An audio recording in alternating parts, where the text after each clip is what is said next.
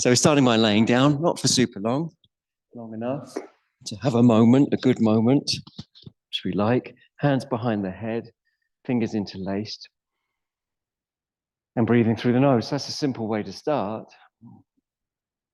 It widens the chest, it deepens the shoulder blades.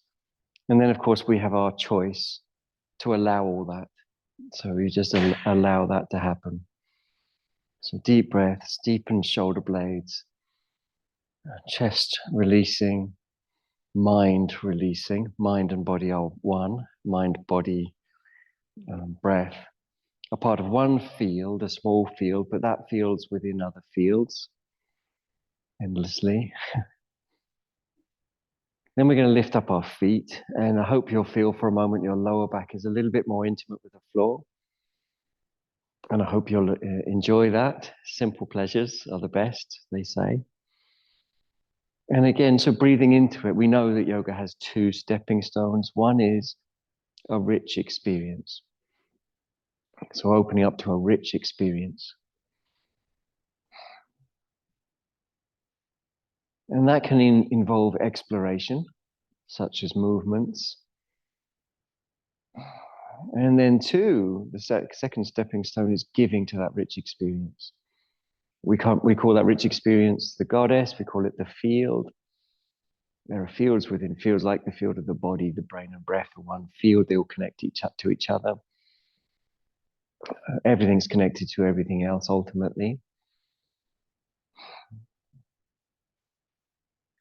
Lift up your head when you're ready, and that will make an impression into the back from the floor, which pushes out the hyaluronic acid, meaning that when we release from this, hyaluronic acid will come back in greater quantity, allowing fluidity.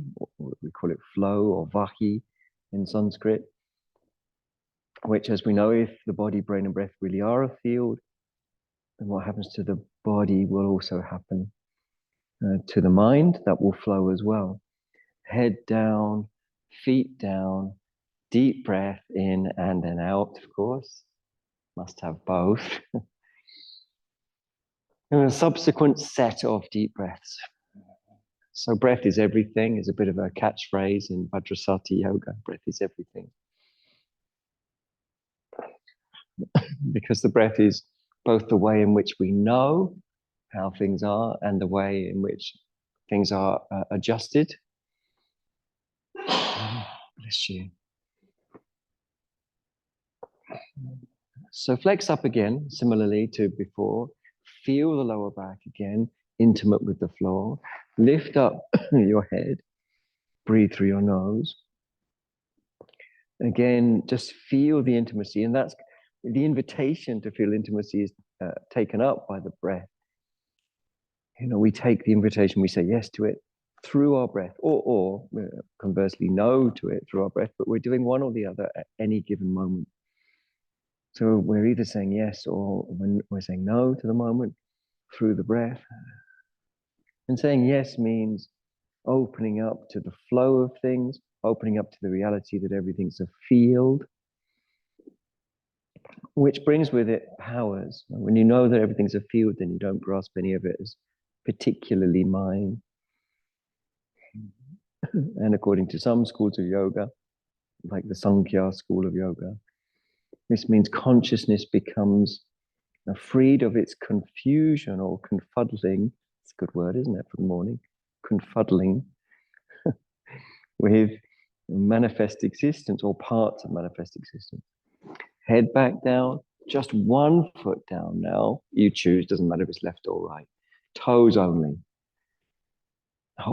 Take deep breaths, hold the toes on the floor. Let the lower back be intimate, explore it through meditative breathing, which means expressive. Swap, which one is down, which one is up. Again, meditative breathing.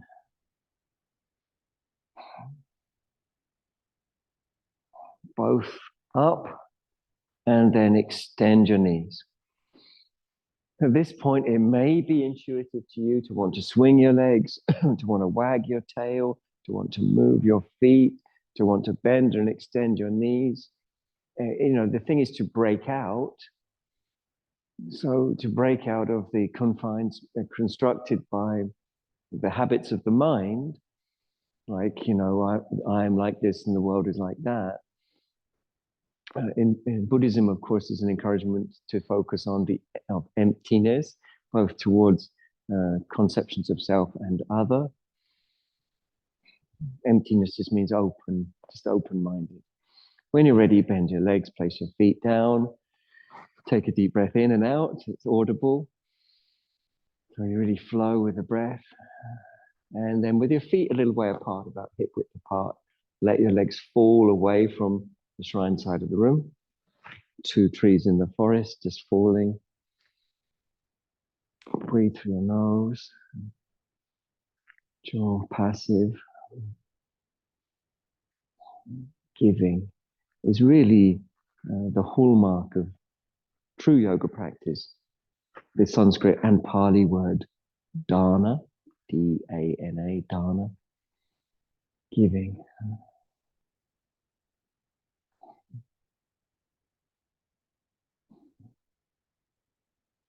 How do you give? Through the breath. What do you give to? The field. What is the field? This is this moment.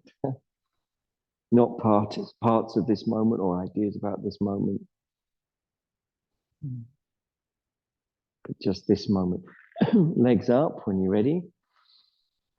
You might want to scoot the bum under. You might want to take another deep breath, or 2 or 3 or 4 or 5 or 6. The legs then fall the other way. Very easy. So easefulness is a very important part of successful practice. It comes accompanied by another very important part of yoga, which is shraddha, which can mean confidence or faith.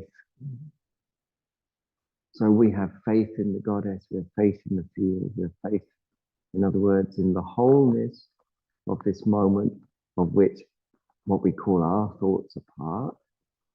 We don't cling to anything in the field, even our thoughts.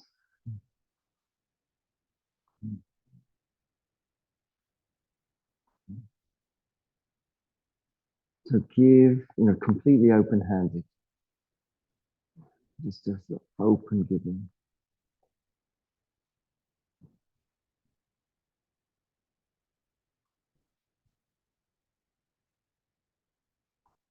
Well done. Legs come back up when you're ready. Release your hands from behind your head and then roll over onto your side to face towards this side of the room. Extend your bottom arm and extend your bottom ribs, and just take a breath or 2 resting your head and your arm. If that's tricky, I know sometimes it's tricky to extend the arm over the head. You can put blocks under your head and the arm can be forwards. And then we're going to roll forwards and backwards. So that's very, very simple. But it has the same purpose as we always have in yoga, which is to give to the field. We call it the matrika, the mother. Matrika means something like the mother complex, but not in the sort of Freudian sense, as in the sense of, or the mother matrix, the field that everything is ultimately part of, and that births everything and reabsorbs everything and sustains everything. Like that image of the Trimurti, the 3 main gods of what we now call Hinduism: the sustainer, the destroyer, the creator.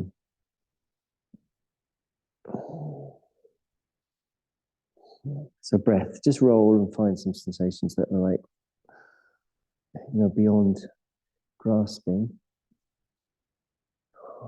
that invite you to give and then give. And find sensations that invite you to give and then give.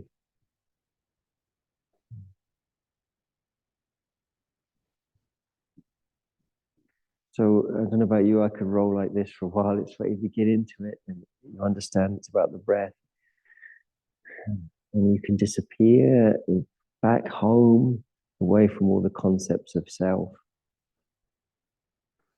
all the ideas, stories, descriptives, When we're ready, we can draw the knees up and we'll do the same enjoyable malarkey on the other side of the body. So still facing towards this side, you just swap which end your feet are at, extend your bottom ribs, breathing through your nose. And then some rolling again. So that manifests those two qualities. These are all beautifully illustrated by Nate Caudry in my first book that's unpublished. Does exist though. There's a lovely illustration of people on stepping stones, painting in fact that Nate did especially for the book, which is incredible. So people crossing a river with stepping stones.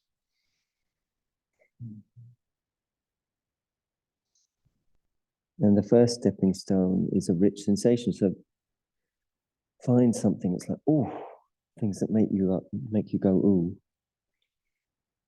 Ooh. And then breathe into it. That's the second stepping stone. Rich sensation, first stepping stone, giving to it the second. And then you've crossed over, that's it. You crossed over it into the mother field. And in that mother field, there is no separate self that can be found separate to anything else. And so clinging, which is attaching to a sense of self, that's what clinging means in the South Asian traditions, is impossible. Just doesn't happen. So when the mind is not clinging, it's said to be empty. The meaning of the word shunyata.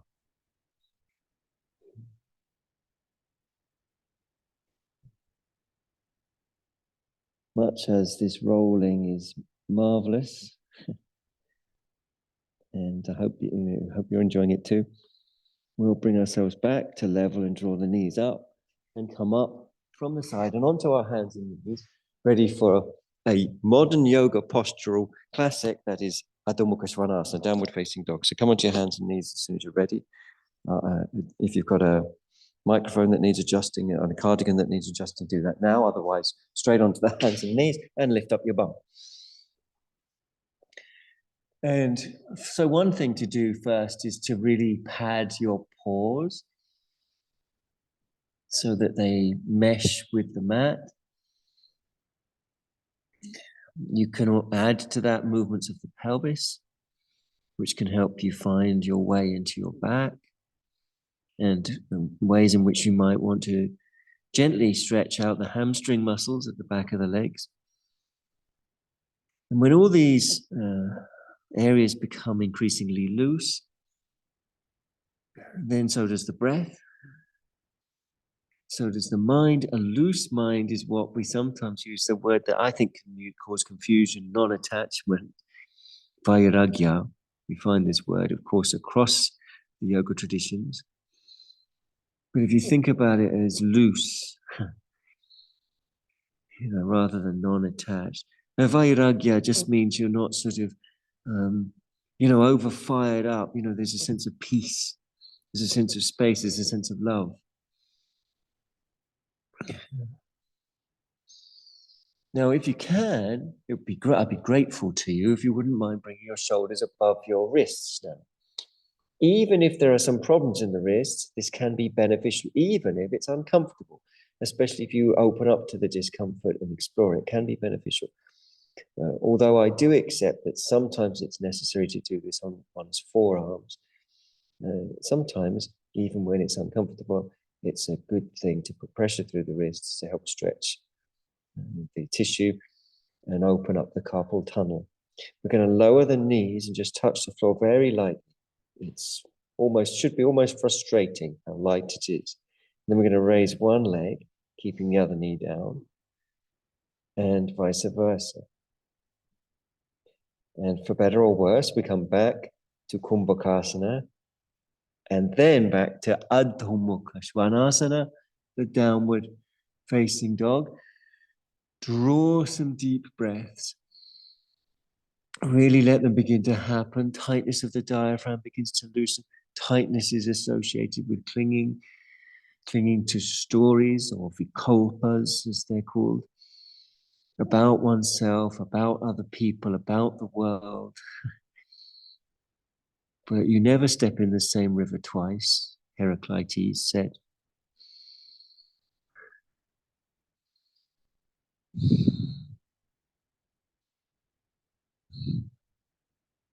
Well done, everyone. Down to hands and knees again, please, and take a breath or two there. Deep breath or two. And allow movements such as movements of the pelvis that feel, that are beyond, is this okay or is this not okay? That's thinking. Thinking never tells you what is right or wrong. Thinking just gives you options. So to know how to move you can't get that through thinking. You get that instead through exploration and breath that is indicative of surrender. Breath that is indicative of surrender. Okay, let's bring the foot that's closest to me forwards. I'm going to bring the one closest to you forwards into the place of its own hand. With the back knee, we can lift it and land it as many times as we like. In this way, we can stretch the inner groin. So we can stretch the thigh, we can stretch the tissue around the knees. The way to adjust appropriately is to adjust according to how things are. Seeing as you've never stepped in the same river twice, the way things are can be known not through anticipation or expectation or thought, but through investigation. Eventually you can land the knee, take a breath or two. You can stay like that if you want, or if you prefer, you can come up to bring your hands on your leg. If it's uncomfortable on the back knee, you can readjust or focus on an uplift from the inner groin, which actually will take weight off the knee. And you can even, if you want, follow that uplift with your arms if it feels right and useful and meditative. Make sure the neck is soft and the eyes are soft. And the breath is deep. A meditative release of the inner groin upwards.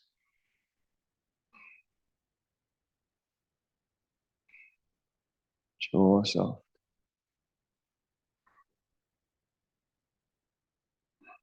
Well done. Sadhu, sadhvi. That's well done. Back to hands and knees. Take a breath. Loosen up a bit so you can wag your tail if you want.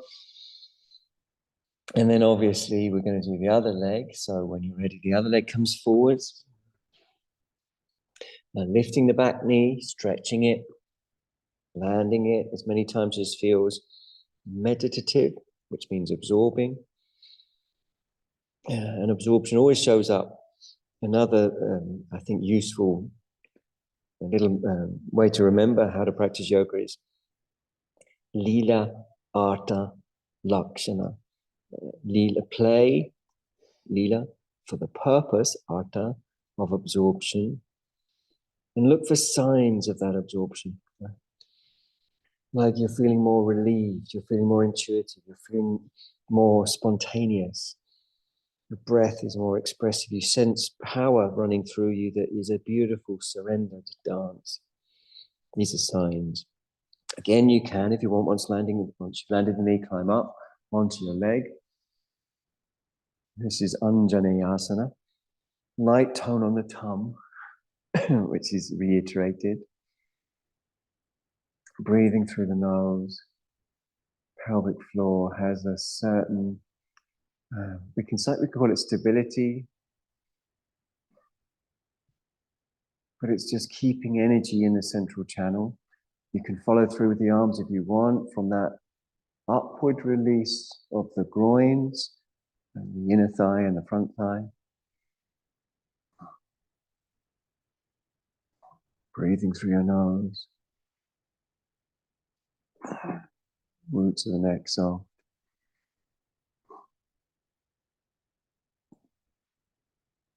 Expressive and honest. Well done. Coming back down if you're ready. Back to hands and knees. Catch a breath. Wag your tail. Take a few deep breaths. Jaw soft, eyes soft. Take the arm that's furthest away from me and plunge it underneath your body towards me, palm up. So you're turning towards me as I'm turning towards you. You can extend your other arm out if you want to fingertips. Keep the jaw passive. Just a little twist. Make sure not to hold the breath, that should flow.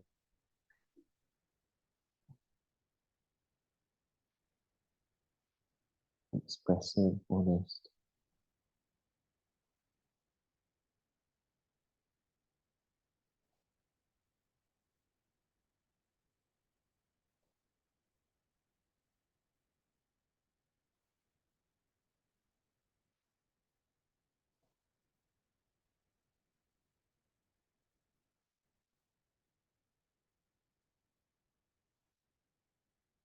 Losing yourself in the sensations of surrender via the breath, sensations of love, sensations of giving, open-handed giving.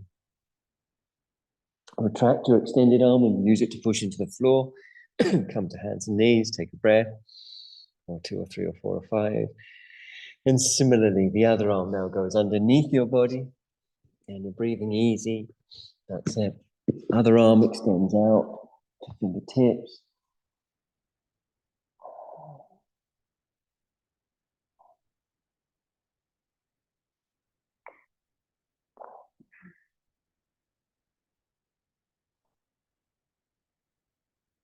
So open-handed generosity. This is a very, very important practice in South Asian soteriology, what we can call the Indian subcontinent, freedom practices. So we call it South Asia, of course, because the division into India and Bangladesh and Pakistan and so on was relatively recent. And the traditions of yoga come from an area that covers what is currently Pakistan and Bangladesh, and up into areas like Bhutan, and as far across as Afghanistan as well.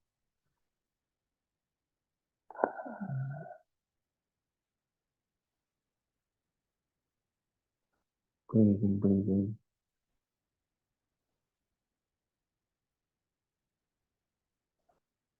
Retract your extended arms, use it to push your way up. Take a deep breath, or 2 or 3 or 4. We're going back to our first leg, which is the leg that was closest to me, as I'm bringing the one closest to you, forwards and place it in the place of the hand.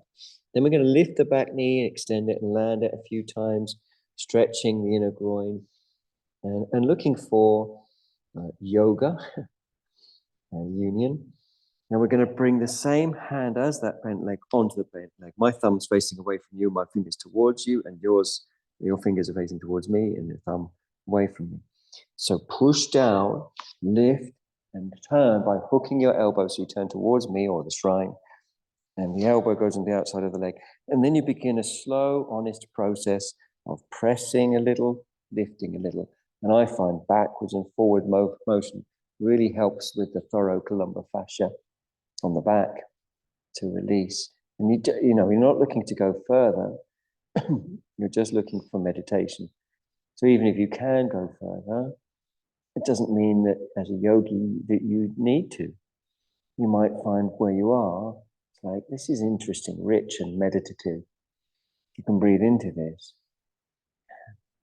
Any movement, therefore, that doesn't come through ego or peer group pressure, but it comes through openings that you naturally move into.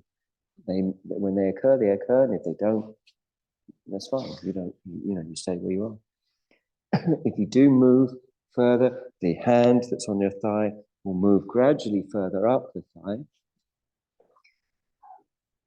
But that's in the context of the previous sentence. You don't have to move further.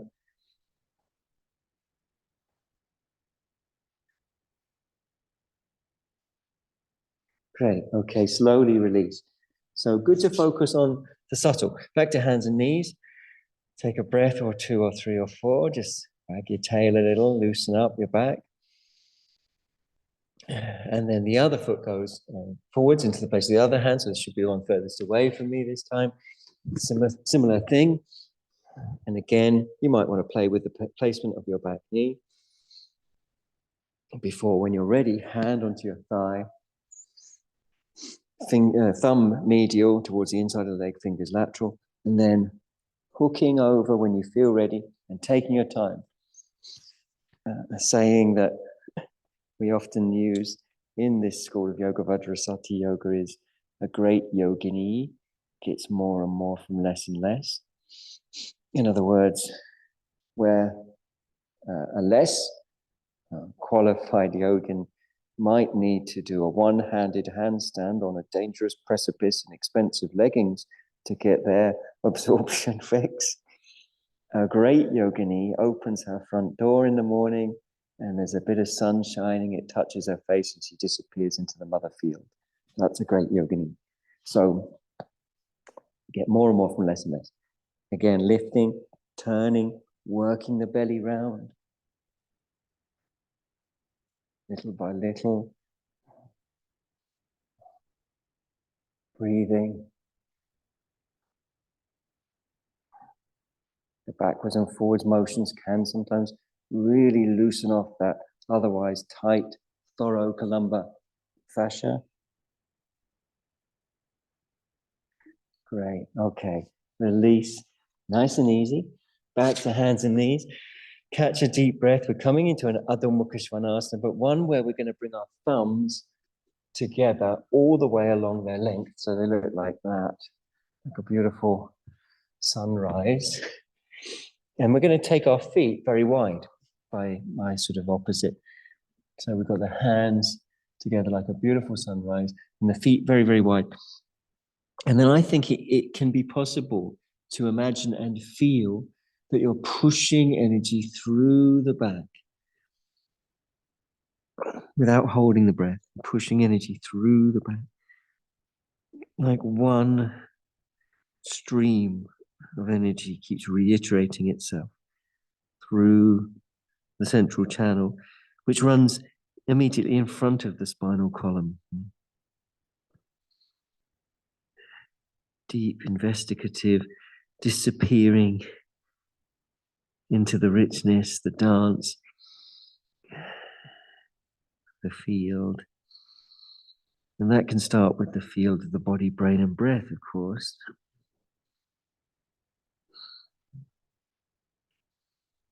But there are fields within fields. That's how reality is.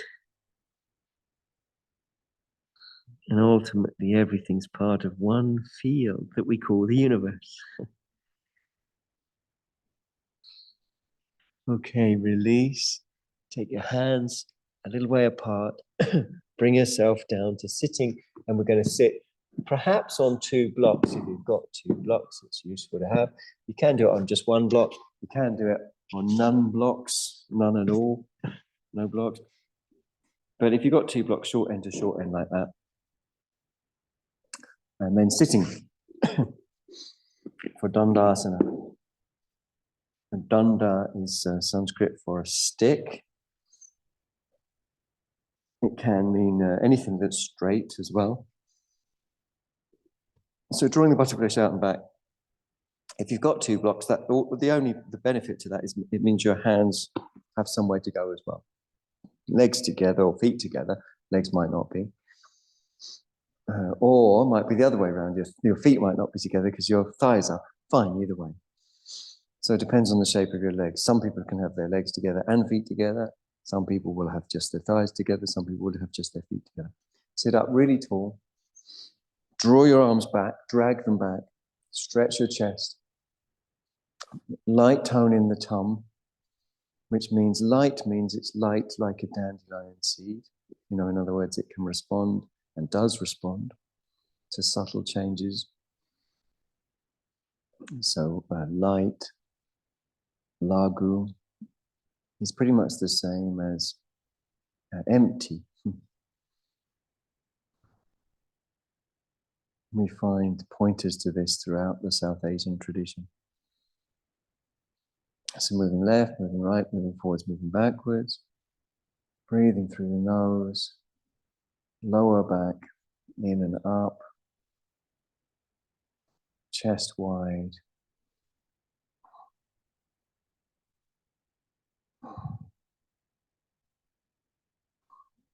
Broadening across the balls of the feet.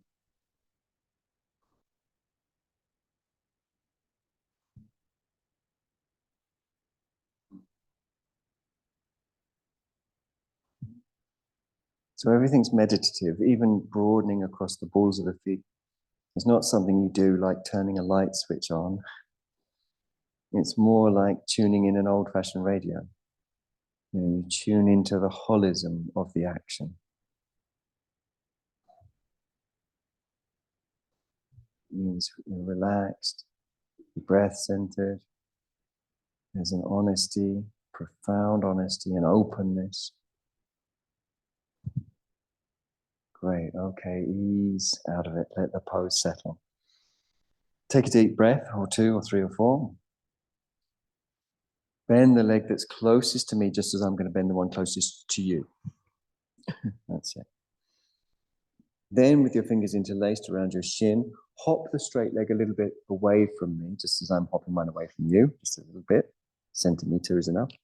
Use your fingers on your shin to pull down on the shin and to lift up in the chest. You pull down on the shin, you lift up in the chest. And perhaps through movement, you'll be able to get some lightness in the lower back muscles, some agreement, as we sometimes say in Vajrasati Yoga, agreement, meaning that the body, brain, and breath, and ultimately universe, are doing the same thing. They're dancing as one.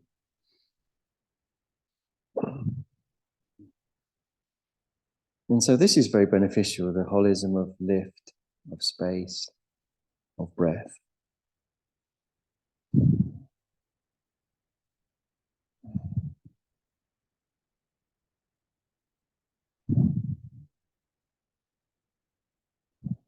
Now we're going to take there's two versions of this. We can either bring our hand on the floor behind us and bring our leg into a sort of headlock-ish kind of thing, or you can bring your arm right the way over to the outside of your leg, still with the other hand on the floor behind you. And then similarly, and the other way. Leg stays as it is, body turns. That's it, you got it. That's it. The other way is a valid yoga pose that you were doing, right? It's just a different one. And then moving left and right, seeing if you can find ways to ease your back, especially the lower back, into agreement rather than,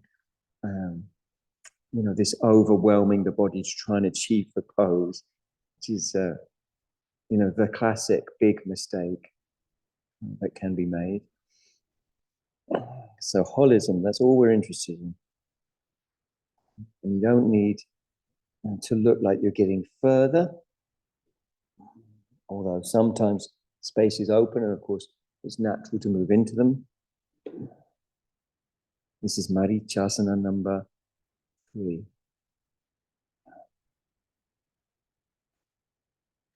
Yoga is empty of grasping. Just thought I'd mention that. Okay, release, return to center. Stretch out your legs. Give yourself a little breath moment. And then when you're ready, when you feel loose enough in the back, bend your other leg, the one this time that's furthest away from me. I'm going to swap my ends on the mat, but you don't have to.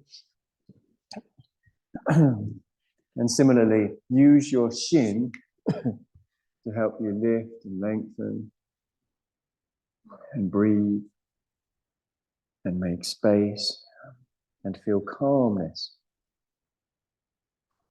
Jaw soft, eyes soft. Calmness.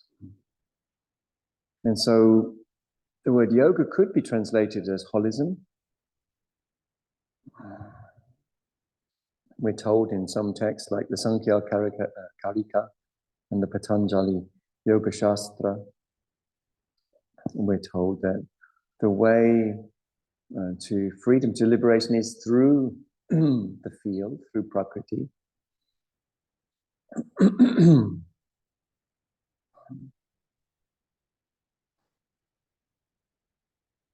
So knowing, knowing her as everything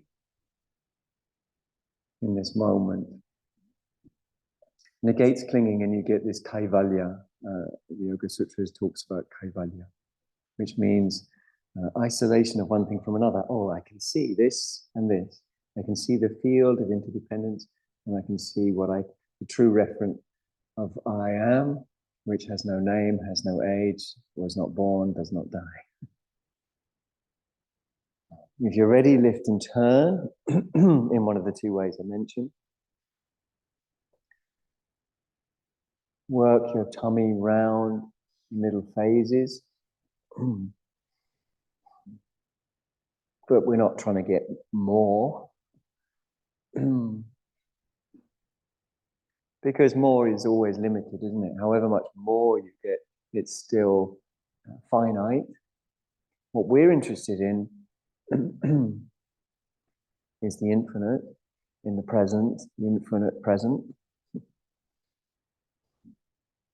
And it's infinite because there's no end point. My yoga teachers sometimes say there's nowhere to get to. Of course, there is a reason for practice, but there's no end point. Because the reason for practice is merging into this endless field.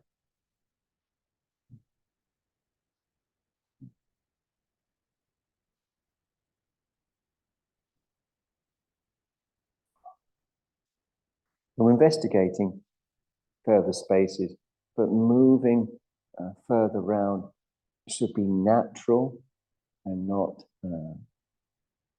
driven by a sort of sense of trying to keep up or any sort of inner voices saying, get further, do better. The mother field. Surrender to her, stopped clinging, and all the patterns and tensions associated. Okay, release, nice and slow and calm and easy. Sometimes if that pose goes really well, it feels like the sun's coming out afterwards. So that's a good feeling. Take a breath or two in a light Dandasana. So draw the buttock flesh out and back, hands by your hips, chest wide and broad, eyes soft, investigative awareness. So the first station of Dandasana is called ranging around. And so that's what you do. You range around. The pelvis ranges around, forwards, backwards, left and right. And in this ranging around, you'll find opportunities, spaces open up for lift.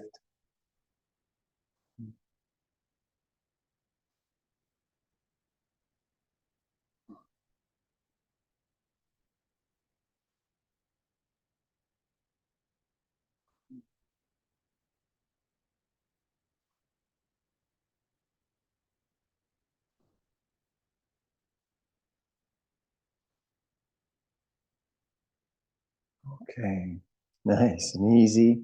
We're going to dismount. I'm going to put our blocks to one side. And we're going to stretch our legs out again. Simply leaning back with the hands on the legs. And breathing through your nose.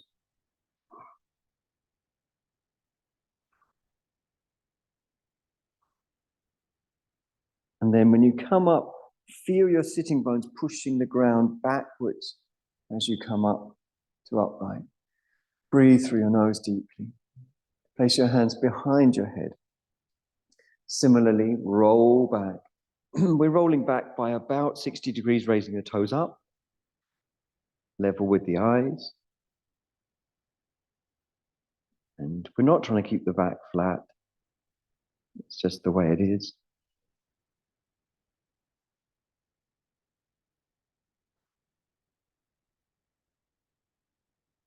Bend your knees. Place your hands on the floor behind your bum. Lift your bum up. Take it forwards and potentially up and over. If you take your pelvis up and over, chest up and over. And even if it's a big, strong pull on your arms, don't worry. Try not to worry about it. Commitment is key. Commit your chest. And breathe through your nose. Moving left, moving right, moving forwards, moving backwards.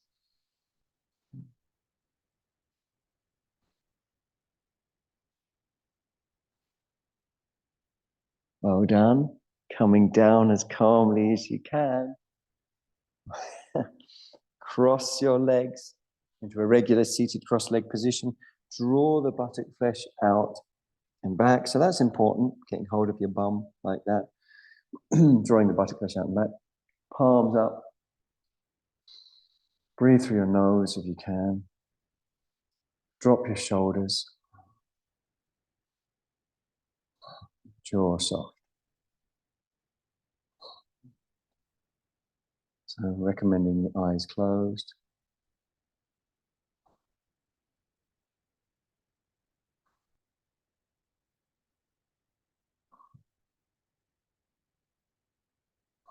Jaw soft. Perhaps there's movement.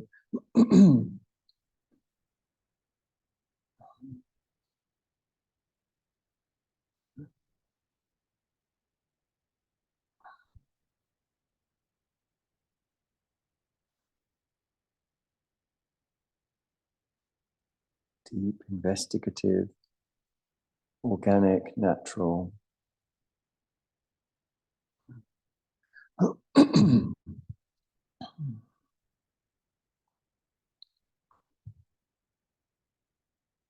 And we're looking for peace, of course, which means harmony in the present.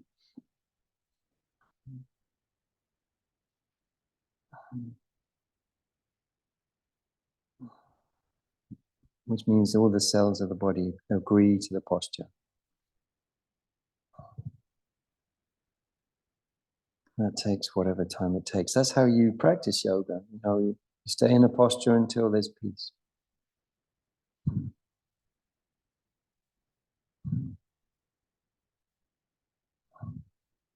Because the opposite of peace is resistance. Resisting the moment, resisting the way things are.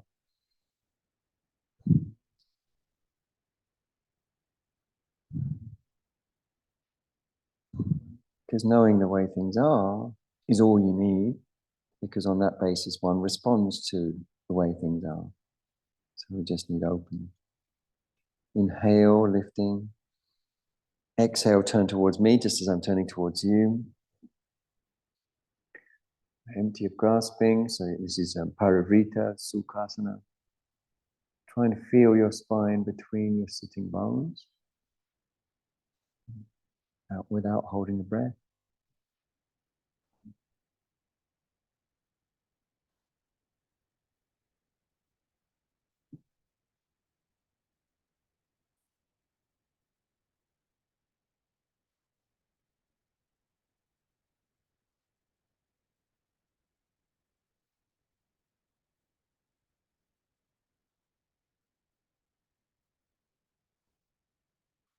Inhale, lift, and turn this time, of course, away from me, and breathing still freely through your nose.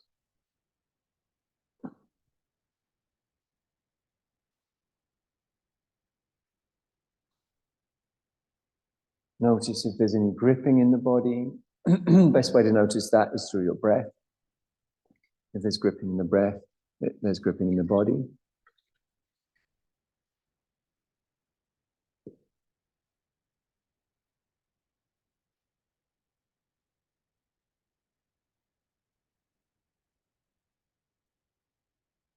And returning to center. Stretch out your legs. Draw the buttock flesh out and back. Make sure you've got a belt nearby. You can also sit on a block if you find that useful. The best way to know is to draw the buttock flesh out and back. And if you know you need a block, great, go straight ahead. But if you're not sure, sit without a block, drawing the buttock flesh out and back. See if you can make the lower back feel light and lifted, buoyant.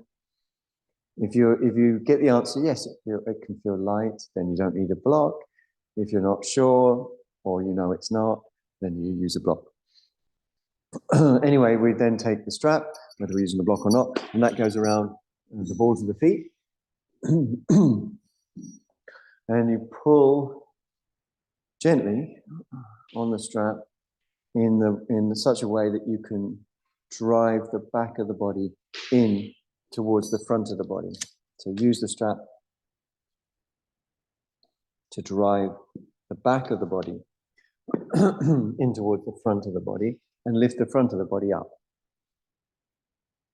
So back of the body, especially the spinal column, in towards the front of the body and the front of the body up. And because the hamstrings are involved, you might also find some movement that helps, massage, some release. If over time, through imagining and feeling your thigh bones dropping at the top,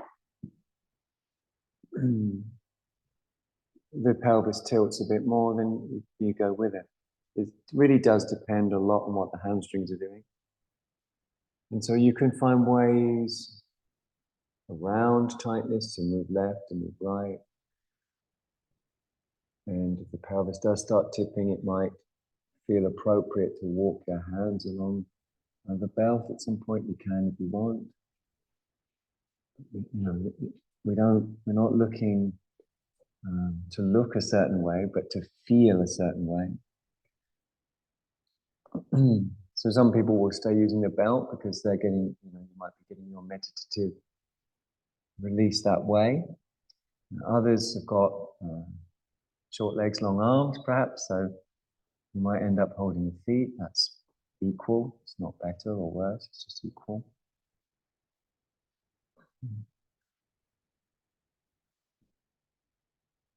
So Paschimottanasana, which is this pose, also known as Ugrasana, Paschimottanasana, Ugrasana, also known as Brahmacharyasana, is an investigation.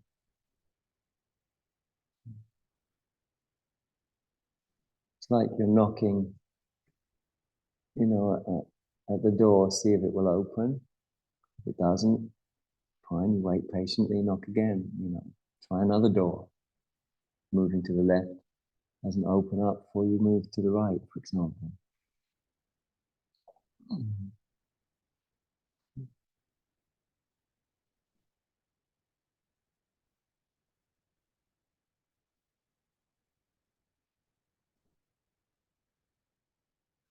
Breathing. There's only two resistances to this pose, tensile and compressive. Tensile resistance takes the form of the hamstrings resisting the sitting bones from releasing backwards, which in turn means that the pelvis doesn't tilt. So hamstring release can come about through massage, moving side to side. It can come about through time, just being patient. It can come about through intelligent tone. That is a responsive tone of the front thighs that is meditative, not contrived. And compressive resistance, which is where if the hamstrings release a bit, the pelvis might start coming in contact with the thighs. We imagine and feel the thigh bones releasing out of the way of the pelvis. It's extremely meditative.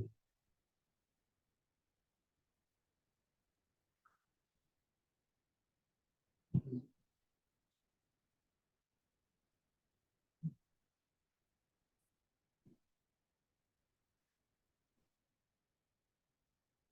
few more deep breaths in the pose, investigating.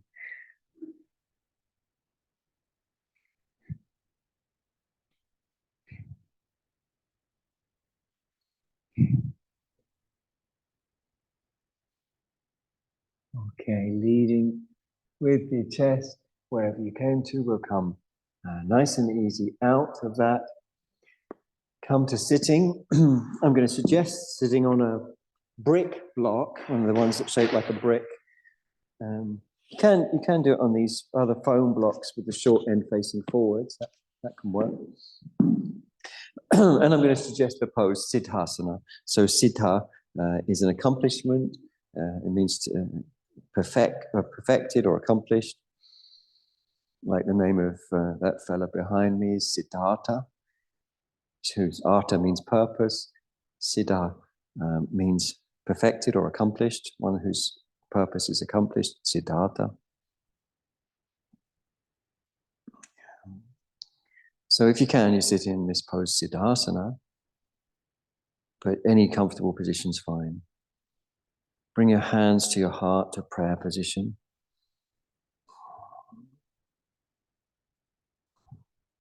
And we'll just send 3 ohms, imagining that when we begin the sound, we begin it, so we visualize and perhaps feel the sound, if you can, as if it's at the pelvic floor. And as you chant it, push it up. Imagine it's moving up as you make the sound. And when you get to what's represented by the M, which is just a nasal, in other words, a sound you make through your nose, like we write nasals in English just by writing M and N, but there are many nasals. You push it up through the crown of the head. So 3 times Om, starting at the pelvic floor, coming up through the crown of the head. Take a deep breath in. Om.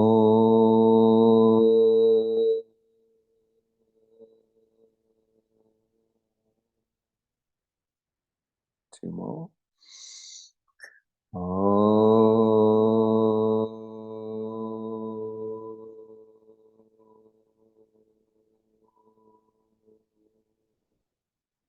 And last one, a deepest breath.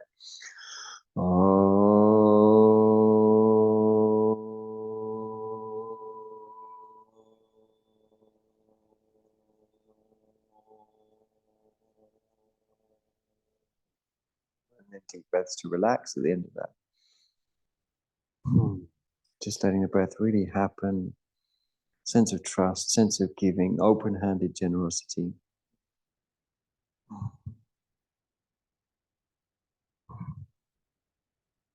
There's a lovely line that's done in the puja of this particular Buddhist order. They say, with stillness, simplicity, and contentment, I purify my body.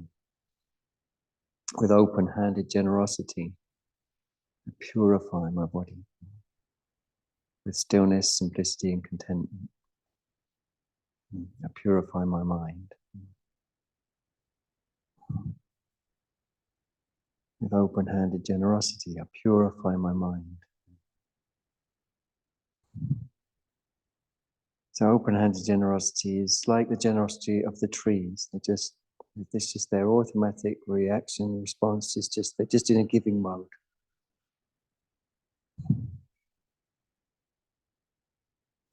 So that giving mode. Release your hands. We're going to lay flat on our backs for a couple of minutes. Do make sure that you're warm. So make sure you've got whatever accoutrement you need, blankets, whatever, blocks. And this is a very important part of our practice, and we like it very much. Look forward to this bit.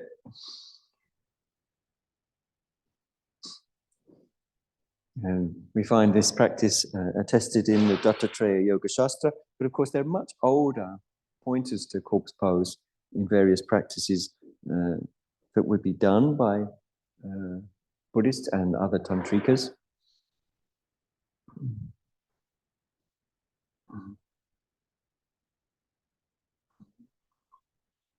So Buddhists sometimes would do a practice, quite radical actually, of climbing on board a funeral pyre that's been ready-made perhaps for somebody the next day, not for them, sneak on board it and lay on it and imagine, that's their body, so they're like a corpse. So that's one precedent to corpse pose. A sort of surrender of all the self-constructs so that we can be in this open-handed modality.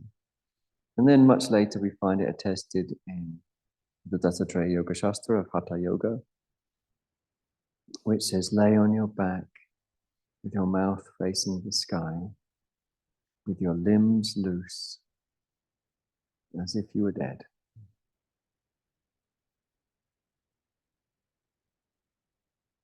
Lay on your back, your mouth facing the sky, your limbs loose, as if you were dead.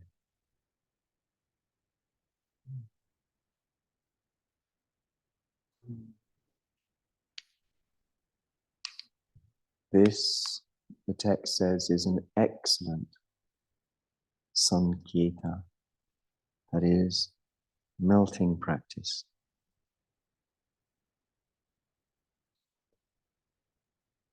This is an excellent melting practice.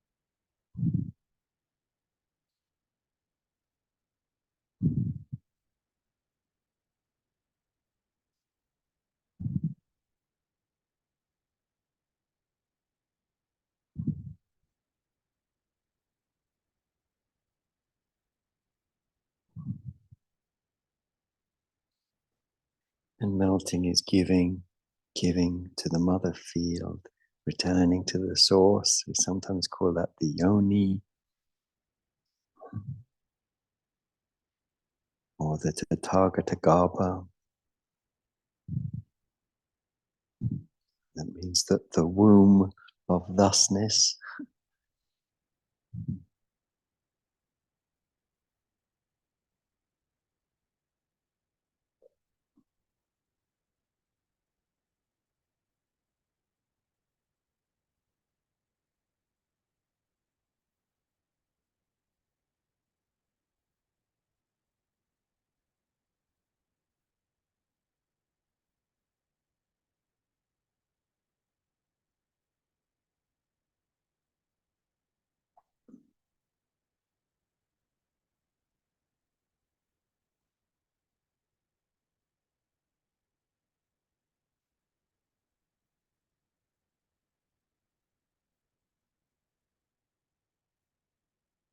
And from that sense of center, feel movements in your toes, in your fingers,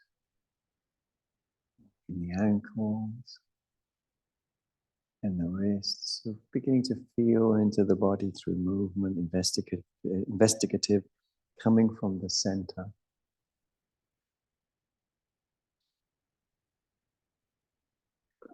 And when ready, bend the legs, place the feet on the floor. And having bent legs provides us with an excellent opportunity to scoot the buttocks under, to take a deep breath in and out, to let the lower back release completely into the breath.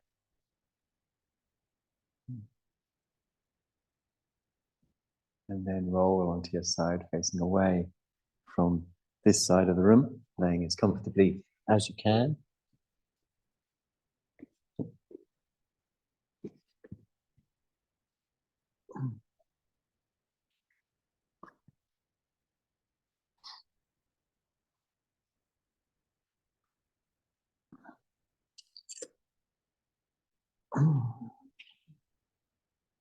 Roll again when you feel ready, and lay as comfortably as you can on your other side.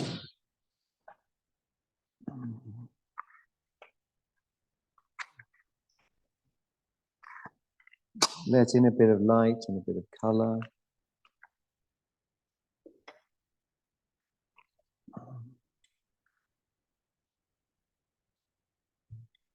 And slow and easy, bring yourself up from the side using your arms to assist your ascent. Bring your hands to prayer position at the heart center.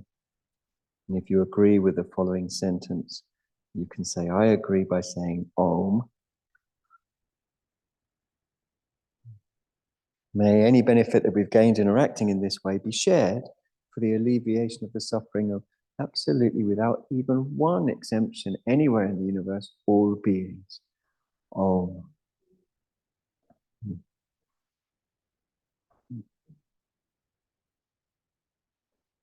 All beings.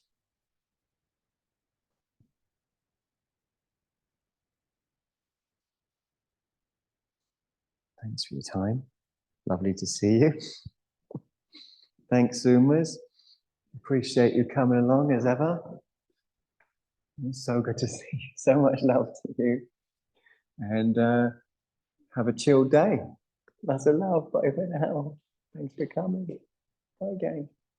Thank you.